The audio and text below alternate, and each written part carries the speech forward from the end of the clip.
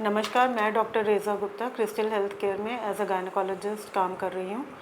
आज हम बात करेंगे puberty and adolescence age group problems के बारे में। जैसे कि आप सब जानते हैं कि एडोलेसेंस एज ग्रुप होती है period from progression of secondary sexual characters to attaining full sexual and reproductive maturity. इस फेज़ में एक बच्चा different genital, psychological, emotional, physical, endocrinological changes से गुजरता है और इस दौरान अगर उसको कोई प्रॉब्लम आती है तो it is very important to diagnose it and tackle it. सबसे पहले हम बात करेंगे प्रिकॉशियस प्यूबर्टी के बारे में, जिसका आजकल इंसिडेंस बढ़ता जा रहा है। It means appearance of secondary sexual characters before the age of 8 years या 10 साल की उम्र से पहले एक बच्चे को, लड़की को पीरियड्स शुरू हो जाना। इसका मेन इंपॉर्टेंट कारण है जो हमारा हाइपोथैलेमिक पिट्यूटरी एक्सिस है वो प्रीमेच्योरली एक्टिवेट हो जाता है।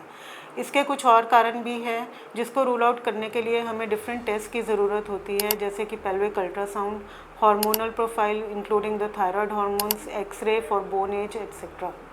Then there is delayed puberty, जिसमें 16 ईयर्स ऑफ एज तक बच्चे को मेंस्ट्रुएशन नहीं स्टार्ट होता। उसमें भी हमें डिफरेंट टेस्ट करके उसकी कॉज को रूल आउट करना होता है।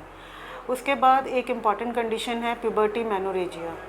अब जब भी किसी लड़की को पीरियड्स शुरू होते हैं तो शुरू के 2-3 साल उसको ज़्यादा ब्लीडिंग हो सकती है, क्योंकि वो पीरियड्स एनओवुलेटरी होते हैं, मतलब कि उस टाइम ओवुलेशन नहीं होती है, ईस्ट्रोजन का एक्सेस होता है which can cause heavy bleeding और ये अनीमिया कर सकती है।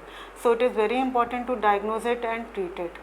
उसके अलावा इस एज ग्रुप में और मेंस्ट्रुअल प्रॉब्लम्स जैसे कि पीरियड्स लेट आना या जल्दी आना या फ्लो कम होना, ये सब भी हो सकती हैं। और इसके अलावा मेंस्ट्रुअल प्रॉब्लम्स के अलावा वेजाइनल डिस्चार्ज हो गया या पिंपल्स आना या ब्रेस्ट से मिल्क डिस्चार्ज होना, इन सब कॉजेज़ की भी हिस्ट्री प्रॉपरली लेके इनको रूल आउट करके इनका ट्रीटमेंट सही टाइम पर करवा लेना चाहिए।